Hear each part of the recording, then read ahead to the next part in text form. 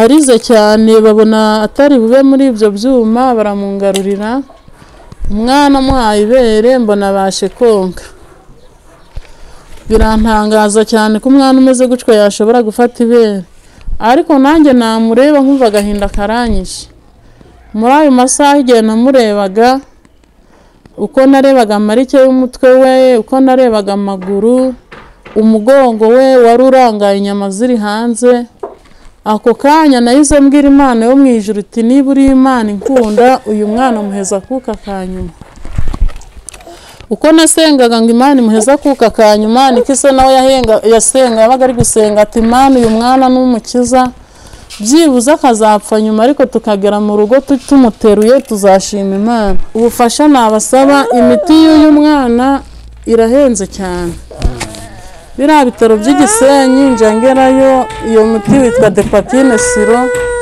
ntabwo baje bawugira uko ngiyeyo bawunyandikira hanze ugura 12,000 kandi mu gitondo n'ikigoroba ababyeyi barancungeye cyane ababyaye abana bazima abandi baje kubyara nkumva bamwe barimo banseka abandi batari uwanjye namuheza kuka kanyuma abandi batari uwanjye sinamuhibere ibyo byose nabaga ndi kubyumva kandi ndi kurebana nabo ntabwo babivugaga bwihishwe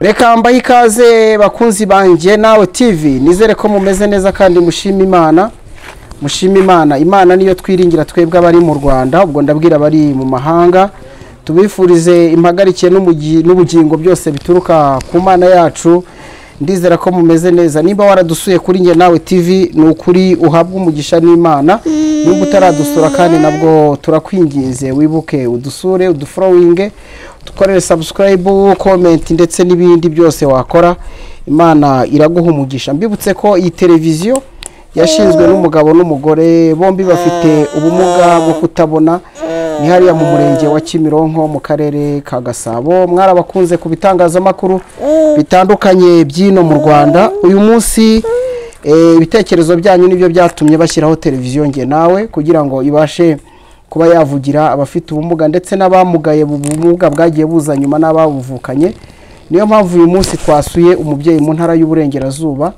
akaba afite umwana wavukanye ubumuga bwakomotse ku mpanuka yagize amutwite uyu munsi rero akaba abasaba amaboko kugira ngo namwe mu mwunganire abashe kuvuza umwana we reka rero tuze tumwakire ntimuze kujya kure ndizera ko byose biganiro tugiye kugirana cyangwa se ikiganiro cy'ubuzima bw'uyu mwana uraza kugikurikirana kuva gitangiye kugera ku musozo ni mukanya nze tumwakire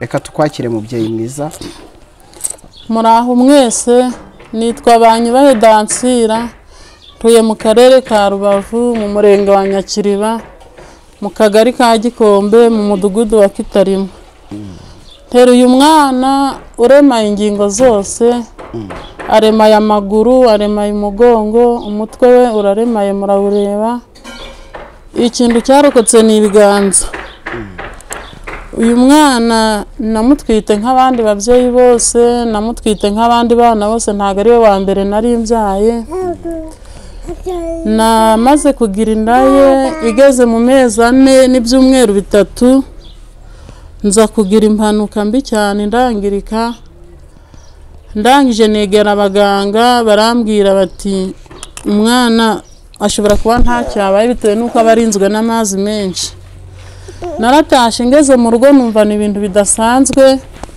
nganira n'uwi wanje mutware wanjye abasha kumbwira ko nja ku bindi bitaro naragiyeyo ngezeyo abaganga banyuza muri eko namaze kugeramo umudogiteri arambwira ati umwana wawe ntago ashobora kubaho byarangoye cyane ndiheba ariko kubera Imana yo mu ijuru ariyo nkuru nkomeza kwiringira Imana ubwo naratashe ndangije nganira n'umutware aravuga ati ubwo barebye nabi, angira inama yo kuja ku bindi bitaro. Ngezeyo nabo bambwira kwa kundi, ndangije ndataha. Ubwo nabaye mu rugo aho ngaho, igihe cyo kubyara cyarageze, umutwara aramperekeza tuja ku bitaro bikuru bitewe n'uko ikibazo twari tukizi. Twageze ku bitaro bikuru, umuganga aza kutubwira uko ibibazo bimeze, ndamubwira nti nayo nsanzwe mbizi. Arangije arambwira ati reka nguherekeze ngeze ku badogiteri bagukorere vuba vuba bakubage. Arangije arambwira ati ibirakubaho ubyihanganire. Ndamubwira ati uko Imana ishaka niko biraba. Ubwo ngubwo byabaye aho, nageze imbere y'abadogiteri ba mbere barantegura.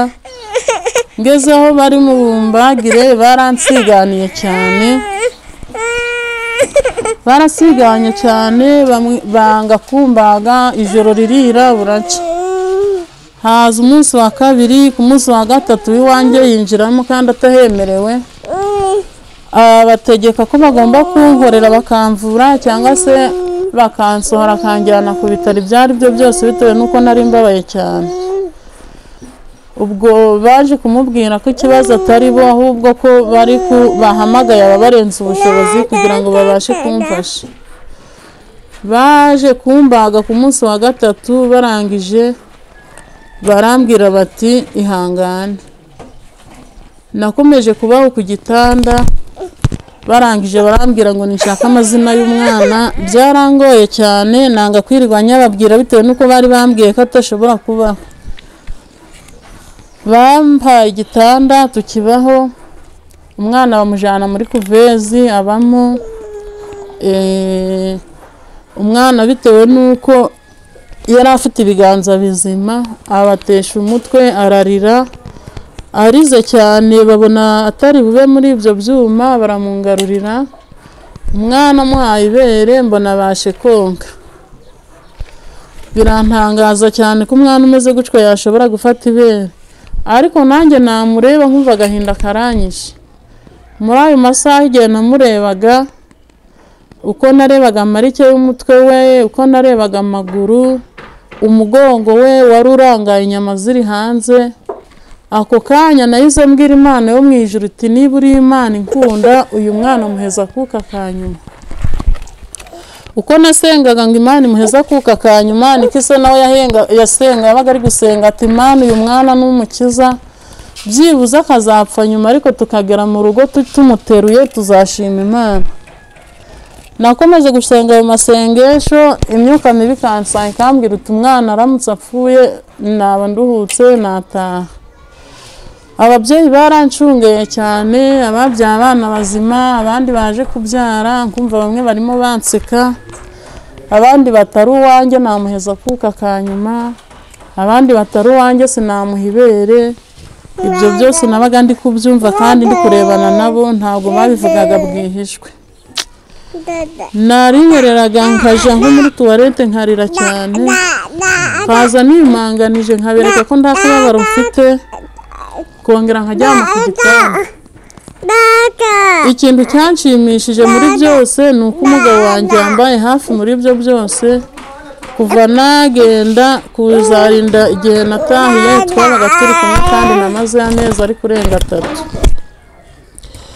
Ubwo ababyeyi babaga bancungereye, abandi bahamagarana ku matelefone bati runaka habyaye umwana, niba ari umuntu niba ari igiki ntago tubizi.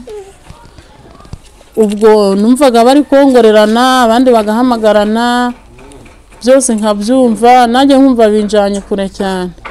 Ariko kubera Imana yo mu ijuru twizera, nkavuga ati Imana azaba ari wowe nkomeza wenyine. Twabaye aho mu gihe ndi gusenga ati Imana uyu mwana umuheza kuka kanyuma, ise nagasenga ati uyu mwana uzamukize byibuze tumugeze mu rugo abandi bana bamurebe. Byarangoye cyane. Ubwo umugabo wanje ntegeka ko tumujana ku bindi bitaro, nanjye mbanza kumwangira. Abo mu miryango bati ntago uyu nguyu ari we mwirwa muje kuvuza, abandi bati mupfe kugenda. Umugabo ati uko biri kose turagenda, nitugerayo agapfa azaba ari wo munani we, nta kibazo azawitware, nitugerayo akanoroherwa tuzamucura. Nabanje kumwangira, arangije ashiraho nk'itegeko rya kigabo ati tugende. Twaragiye nsohoka ibitaro ndi gusenga ati Imana niba uri Imana ukaba unkunda, uyu mwana muheza kuka kanyuma nere kwirirwa nje muri ibyo bitaro. Twagiye kumuvuriza mu karere ka Rulindo gafatanya na karere ka Gakenke ahantu hitwa Ruri. Twageze twasanze abaganga baratwakiriye, ari abadogiteri b'Igisenyi, nta numwe wigeze ampumuriza ati uyu mwana azabaho. Usibye abo bamuvuye nibo bavuze bati aba baja babaho bagakura no kubyara barabyara baba abantu bazima, ati babonye abantu babitaho barakura cyane. Uwo muganga yaranshimishije cyane, ni Dr. Yani, yakoranaga n'undi mudogita witwa Nyagatare. Ubwo ngubwo umwana bamubaze arangije iminsi 10 avutse. Bamaze kumubaga arangije iminsi 10 avutse, bahereye mu mugongo hari inyama zirangaye, zimwe barazikase, barangije umugongo barawusubirana, barangije bantegeka gusubira ku gitanda, bambwira ko mu mutwe bazahabaga, arangije iyindi minsi 10. Nabwiye se ko hameze nabi haba ariho muheraho naho mukahabaga, bati ntabwo byashoboka ko hose baharagira iture. Narindiriye ya minsi, wa muzungu Dr. Yani araza arambwira ati mama bebe witwa Banyubahe niyinjire. Umwana naramuteruye, abandi baganga baramwakira. Ntago narinzi ko babaga mu mutwe ngo umwana ave kuseta amahoro. Umwana baramutwaye bamubaga mu mutwe, barangije bamushira mitiyo, babaga mu mutima, hepfo y'umutima hamwe n'igifu. Bamaze kuhabaga bapfundikanya ryatiyo rivuye mu mutwe, baripfundikanya na cya gifu kugira ngo rije rifata y'amazi ari mu mutwe, imyanda inyure muri cya gifu azabashe kuyituma.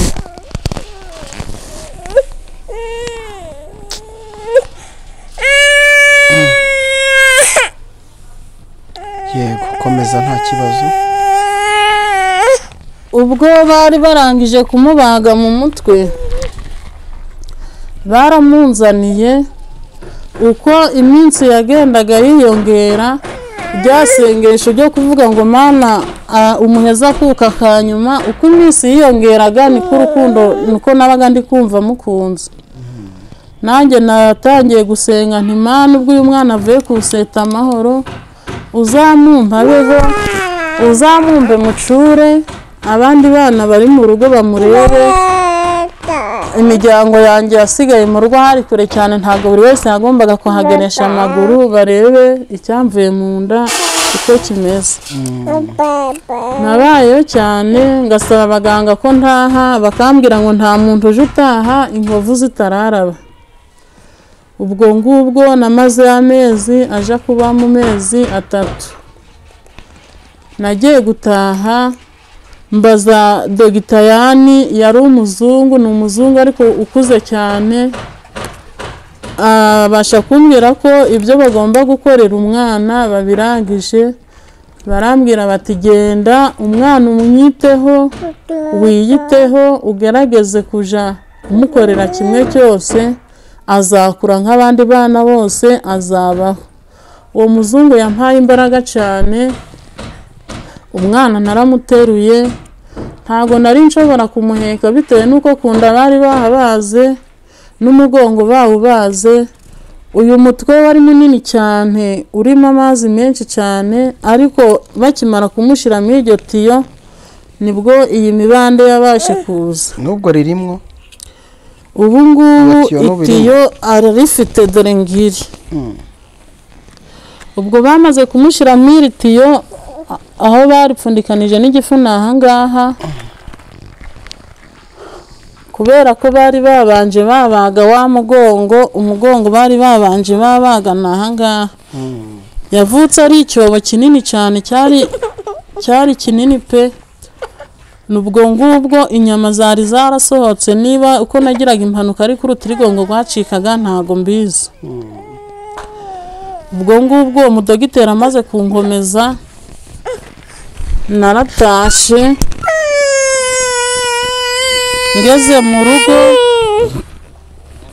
usibye abana b'Imana bonyine bambwiraga bati hangane abandi babyeyi babyaye abandi batwite baravugaga bati ntago turajayo tudahumana abandi bakambwira bati ntago turaja kureba icyo kintu natwe tutazabyara kimeze ko ubwo mbaho muri ubwo buryo kandi urabona ko nturanye n'abantu benshi cyane urabona nduye mu mudugudu mugari ubwo abana b'Imana bagerageza kumba hafi kuko iyo ntagira Imana nanjye mba narihebye uko nguko amajwi menshi yavugaga ngo ntago baza kundeba abandi bati ntago tuje kureba uriya mwana umeze kuriya tutazabyara umeze ko ntago tuje kureba kiriya kintu tudahumana ubwo numvaga ngiye kure cyane ubwo hagera abana b'Imana bati ihangane ubwo nanjye hasigaye umugabo wanjye akankomeza ati uyu mwana nubwo yagenda humura Imana yaduhaye abandi tuzabana hari igihe kinini njya mbamuteruye nkabura n'ubwatamira ibiryo bitewe n'uko akunda kurira cyane niba bari ububabare ubu mpora mu bitaro kenshi Igisenyi biriya bitaro bikuru by'Igisenyi akunda kugira indwara yo kugagara ubu nasaba abantu bose ubufasha cyane cyane bariya bagenewe bo kumuvura ubufasha nabasaba imiti y'uyu mwana irahenze cyane biriya bitaro by'Igisenyi njangerayo iyo miti witwa Depatine Siro ntabwo baja bawugira uko ngiyeyo bawunyandikira hanze ugura 12,000 kandi mu gitondo n'ikigoroba uriya muti hari igihe njya ngera Igisenyi nkazenguruka amaforomasi yose nkawubura bikansaba ngombwa ko ugura 12,000 bikansaba ko nje Kigali kuwushakirayo ari unjanyeyo iyo ngize amahirwe nkawubona ndawumuha uwo muti niwuje umufasha aje awunywa mu gitondo na nimugoroba uyu mwana uriya mudogiteri wamubagaga umutwe yambwiye ko hari inzobere ashobora kubonana nazo izo nzobere zikamuvura akabasha gukira akagira ingingo nzima nk'abandi bana bose uyu mwana ngize umugisha kabona abaganga b'inzobere bakamuvura nanjye nashima Imana cyane ni ukuvuga ngo bavuze ko abo baganga batari hano mu Rwanda izo nzobere ntago nzi aho ziherereye nuko uwo mudogiteri ubwo yamubagaga yari umusaza cyane ubu yasubiye mu mahanga yari umunyamahanga yari uwo mu kihe gihugu ntago nabashe kumenya igihugu icyari none reka noneho turebe ubusanzwe watweretse kunda uko bamubaze bagashiramo iyo tiyo ituruka ku bwonko ifatana n'igifu none utwereka n'umugongo izindi ngingo ze zamugaye n'izihe ni ukuvuga ngo ikimara kugira impanuka ari mu nda runo rutirigongo rwahise rucika inyama zakuze zisohoka zije hanze ubwo uwo dogiteri yamubagaga bamubagiye ahantu hitwa Iruri yego babanje bakata inyama barangije itiyo bararyomeka neza barongera baramudoda ubwo bambwira ko uyu mugongo ari wo watumye amaguru aba pararize ariko bakambwira ko abaganga b'inzobere hari ibyo bakora bagakangura yino mitsi yaha yego bamara kuyikangura amaguru akabasha kunyeganyega.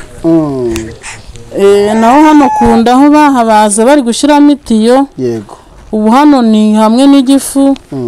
Iri tiyo ngiri rivuye hano mu mutwe babaze hano, ubwo ubuhanga bwabo ntago nzi ngo ni ubuhe, bamaze kuhabaga basikamo iri tiyo. Bambwira ko iri tiyo rizaje rimufasha gukamura amazi yari ari mu mutwe. Yo, ubuzima ni burebure, reka ibyo ari byo byose ntekereza ko abadukurikiye inkuru y'ubuzima bw'uyu mwana bayumvise, kandi nubwo waba utarabyaye byagukora ku mutima. Nyamara mu byo Imana yatanze, mu byo Imana yahaye abayo, hari uwagira icyo akora. Reka ubahe nimero yawe ya telefone, uw'Imana izakoreramo yaguha amaboko, kuko ubusanzwe umwana n'uw'igihugu kandi umwana n'uw'u Rwanda, ejo yazagira umumaro, akawugirira uwawe, akawugirira uw'abandi. Ubahe nimero ya telefone, hari uwaguhamagara, ndetse tunasaba ko n'uwaguhamagara yaguhumuriza mu buryo bwo kukuganiriza n'amasengesho. Ariko akarusho bibaye byiza, umwana akeneye ko avuzwa, uwagira amafaranga mu by'Imana yamuhaye, byibura akazabona uyu mwana yarakize byaramukomotseho, rwaba ari urugendo rukomeye kandi cyaba ari igikorwa gikomeye. Bahe nimero yawe ya telefone. Nimero yacu ni 0789 yego 87 03 kanyisubiremo. Yego. 0789 87 03 iyindi ni 0788 150 3 6. Iba kuri WhatsApp muri izo ni iyihe? Iriherwa n'93. Yego. Reka tukubwire ngo komera, kandi nkuko wari wacitse intege ariko ukabona imbaraga y'Imana igenda iguhumuriza, uhumura ukomere, kuko ibyo ari byo byose ntekereza ko abantu bamenye Imana barahari. Usibye no kumenya Imana, hari n'abantu baba bafite ubumuntu muri bo. Ntago ari wowe wa mbere bagiriye neza, nta nubwo ari wowe uzaba ubaye wa kabiri. Nzi ko hamwe no kwizera Imana uzabona abaguhumuriza. Kandi ukomere, ibyo wahombye ni byinshi kuba utanakora, nabwo n'ubundi buzima ufite n'abandi bana, ariko humura, Imana izakugirira neza. Ndizera ko uyiringira kandi uyizera. Ukomere. Reka dushimire abantu mwari mudukurikiye, tubashimire cyane umwanya wanyu n'uruhare muduhaye. Ntekereza ko ubuzima bw'uyu mwana, reka dushimire Imana ko abacu ari bazima badafite ibibazo nk'ibi, ariko reka tunatekereze twe turamutse turi nk'uyu mubyeyi uko byaba bimeze. Mu by'Imana yaguhaye hari icyo wakora, hari icyo wafasha uyu mubyeyi uburyo bumwe cyangwa bubiri, ukamuhumuriza umuhamagaye, ukamusabira amasengesho ku Mana. Ariko ikirenze icyo noneho amagara mazima mu mubiri muzima, mu by'Imana yaguhaye hari icyo wakora. Kandi bajya bavuga ko gutanga bizana umugisha kurusha guhabwa. Tubasabe rero kandi tubinginge aho muri hirya no hino, mu by'ukuri byaraje gutyo, agira agisida yabibabwiye, nyuma yo kugira agisida mutwite, umwana yavutse gutya, ubuvuzi burakorwa mu buryo bwose bushoboka, ariko ubu afite ubumuga. Ariko ntekereza ko bwakira, hari inzobere zihari hano mu isi, mushobora kumutera ingabo mu bitugu kandi akabasha kugenda. Wamuha ibitekerezo aho waba uri hirya no hino ku isi, cyane ku bari hanze wakoresha iyi nimero ya WhatsApp, abari mu Rwanda mwamuhamagara, mwamuhumuriza mu buryo bwose bushoboka, kandi ndizera ko uyu mwana twazamugiriraho umugisha twese dufatanyije. Mbashimire rero, mbashimire cyane ku mwanya wanyu n'uruhare muduhaye. Icyo tubifuriza namwe n'amagara mazima no gutunga mugatunganirwa mu rwatubyaye, nimba warakoze subscribe Imana yongera imigisha yawe kugira ngo inkuru dutegura zijye zikugeraho, ariko nimba utaranayikora ntabwo tubikuvebera cyangwa ngo tuguseke, ariko bikoze nabyo byaba ari umugisha wiyongera mu bindi. Bashimire kandi mbifuriza mpagarike n'ubugingo. Ni ijambo nkunda cyane twasanze abakuru bakoresha. Imana y'u Rwanda iragahorana namwe. Ngewe nitwa Emmanuel Kanani.